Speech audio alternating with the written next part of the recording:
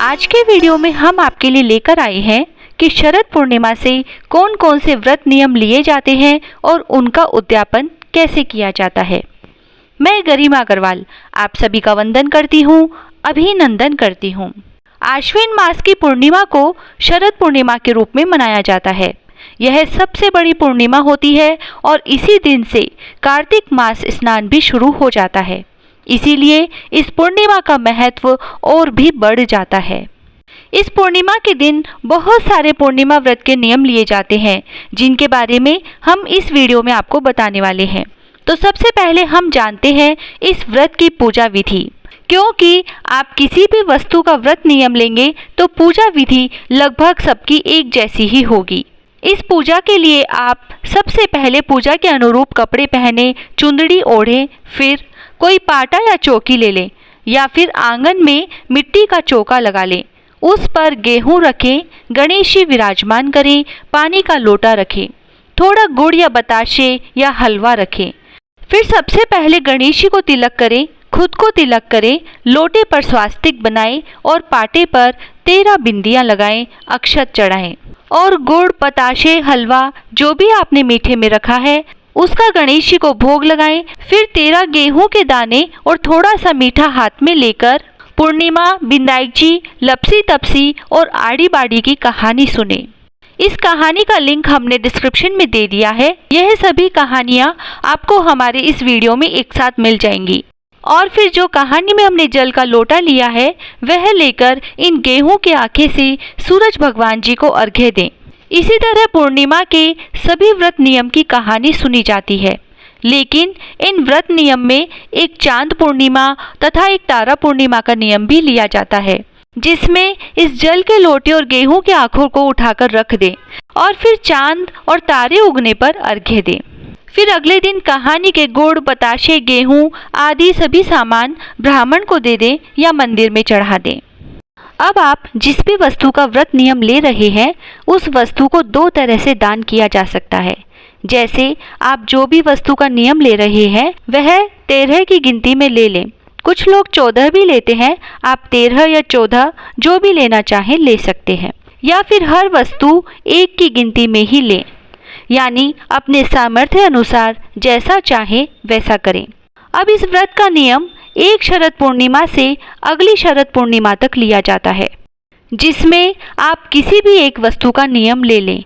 जैसे मान लीजिए आप चूड़ा पूनम का नियम ले रहे हैं, तो उसके लिए जो पूजा विधि बताई है वैसे ही पूरे साल कहानी सुने और अगली शरद पूर्णिमा को इसका उद्यापन करें। उद्यापन के लिए कहानी सुनते समय 13 चूड़े लेकर सब पर दक्षिणा रखकर कहानी सुनने के स्थान पर ही रख लें। फिर कहानी सुनने के बाद सभी पर रोली के छींटे देकर 7 बार हाथ घुमाकर कलप दें और फिर एक सासू माँ को और बाकी के सुहागिनों को दे दें। यह सुहागिनें चाहे परिवार की हो, चाहे पड़ोसी या ब्राह्मणी हो, दे सकते हैं। और यदि आप 13 चूड़े नहीं दे सकते हैं तो एक चूड़े का सेट उद्यापन के दिन कहानी में रखकर सासू माँ या किसी भी सुहागन को पैर छूकर दे दें। या फिर आप 13 चूड़े एक साथ नहीं दे सकते हैं तो हर पूर्णिमा को एक एक चूड़ा रखकर कहानी सुनकर एक एक सुहागन को हर महीने देते जाएं। अब यह तो आपने एक वस्तु का 1 साल का नियम लिया। अब आप चाहें तो एक ही साल में हर पूर्णिमा को अलग अलग वस्तुओं का नियम लेकर उसी दिन उद्यापन कर दें। जैसे शरद पूर्णिमा को चूड़े का नियम लेकर उसी दिन उद्यापन कर दें, अगली पूर्णिमा को चुंदड़ी का नियम ले लें और उसी दिन उद्यापन कर दें। ऐसे हर पूर्णिमा को अलग अलग वस्तुओं का नियम लेते जाएं और उद्यापन करते जाएं। तो ऐसे एक ही साल में आपके सारे नियम पूरे हो जाएंगे। यदि सामर्थ्य हो तो सभी वस्तुएं 13 की गिनती में ही लें, पर यदि सामर्थ्य नहीं है तो आप एक एक वस्तु लेकर यह नियम पूरे कर सकते हैं। अब हम जानते हैं कि कौन कौन सी वस्तुओं का नियम लिया जाता है और उनका उद्यापन कैसे किया जाता है। इनमें से कोई भी नियम पहले या बाद में लिया जा सकता है। पहला नियम है सादा पूर्णिमा व्रत। इसमें आपको किसी वस्तु का नियम नहीं लेना है, केवल एक शरद पूर्णिमा से शुरू करें, बताई गई पूजा विधि के अनुसार पूजा करें, एक समय भोजन करें और अगली शरद पूर्णिमा को इसका उद्यापन कर दें। उद्यापन के लिए कहानी सुनते समय एक बेस रखें जिसमें साड़ी, ब्लाउज, पेटीकोट, सुहाग का सामान, पैसे आदि रखकर कहानी सुनकर सासू माँ को पैर छूकर दे दें। दूसरा व्रत नियम है करवा पूनम। इसमें आप यदि 1 साल का नियम ले रहे हैं तो शरद पूर्णिमा से शुरू करें और कहानी सुनते समय एक मिट्टी के करवे में गेहूं भरकर उस पर 2 बताशे रखें, दक्षिणा रखें, मोली बांधे, स्वास्तिक बनाएं और फिर कहानी सुनकर गेहूं का वह करवा ब्राह्मणी या मंदिर में दे दें। फिर उद्यापन के लिए अगली शरद पूर्णिमा पर 13 स्टील के लोटे या गिलास में गेहूं से भरकर उन पर बताशे और दक्षिणा रखें। फिर उन सभी 13 लोटों को कहानी सुनने के स्थान पर रखें। कहानी सुनने के बाद सभी सामान पर रोली के छींटे देकर 7 बार हाथ फेरें, एक सासू माँ को और बाकी के सुहागिनों को दे दें। और यदि एक साथ नहीं देना चाहें तो हर पूर्णिमा को मिट्टी के करवे की जगह स्टील का लोटा या गिलास रख सकते हैं। फिर वह एक एक सुहागिनों को देते जाएं और आखिरी में उद्यापन वाले दिन सासू माँ को दे दें। ऐसी ही विधि सब वस्तुओं के साथ होगी, लेकिन कुछ वस्तुओं के साथ अलग पूजा विधि और अलग उद्यापन विधि होगी जो हमने आगे वीडियो में बताई है। तो आप सभी वस्तुओं की पूजा विधि ध्यान से देखते जाएं। तीसरा नियम है चांद पूनम। इसमें पहले बताई गई विधि के अनुसार ही पूजा करें, कहानी सुने और चंद्रमा को अर्घ्य देकर भोजन करें। उद्यापन विधि के लिए चांदी का चांद बनवाकर मंदिर में चढ़ाएं। चौथा नियम है गोला पूनम यानी नारियल का गिट्ट। पहले बताई गई विधि के अनुसार ही पूजा करें। उद्यापन के लिए सासू माँ का बेस और 13 नारियल के गोले ले लें। सभी नारियल के गोलों पर दक्षिणा रखें। फिर कहानी सुनने के बाद एक गोला और सासू माँ का बेस सासू माँ को पैर छूकर दे दें। बाकी के गोले सुहागिनों को दे दें। पांचवा नियम है सुहाग पूनम। इसके उद्यापन के लिए 13 जगह सुहाग का सामान लें और दक्षिणा रखें। इनमें से एक सुहाग पिटारी सासू माँ के बेस पर रखकर उद्यापन करें।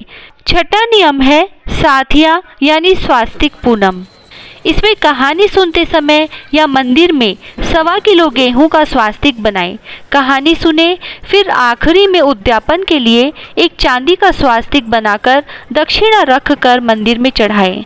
यदि गेहूं से स्वास्तिक नहीं बनाना चाहें तो आप कुमकुम रोली से भी बना सकते हैं। 7वां नियम है बिछिया पूनम।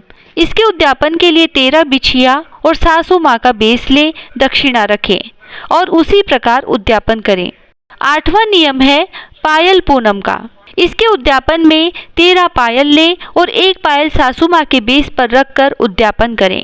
9वां नियम है दिया पूनम। दिया पूनम के नियम में कहानी सुनते समय दीपक जलाकर कहानी सुने या फिर मंदिर में दीपक जलाएं या अपने घर के मंदिर में दीपक जलाएं।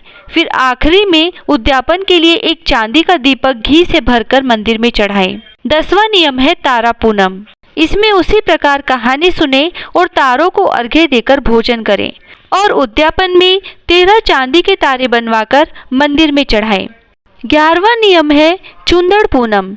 इसके उद्यापन में 13 चुंदड़ी या चुंदड़ी प्रिंट की साड़ी लें और फिर एक चुंदड़ी या साड़ी सासू माँ को दक्षिणा और सुहाग का सामान रखकर दें।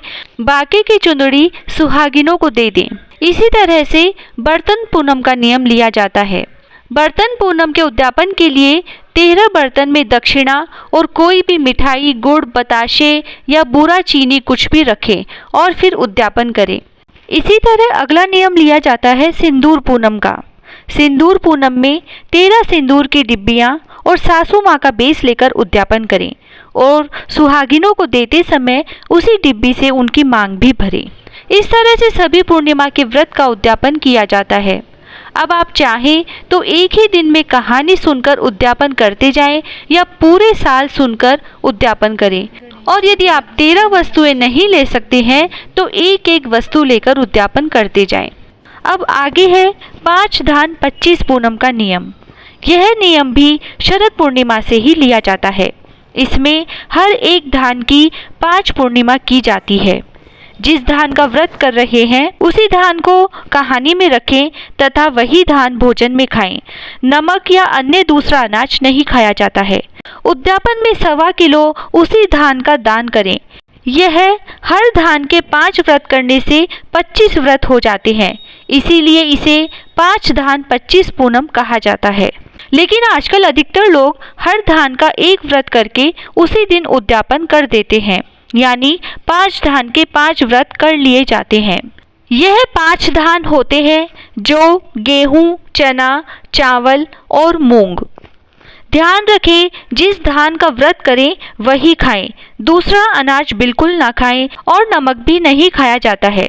इस तरह यह व्रत पूरे किए जाते हैं। पूर्णिमा माता आप सबकी मनोकामनाएं पूरी करें। जय श्री राधे।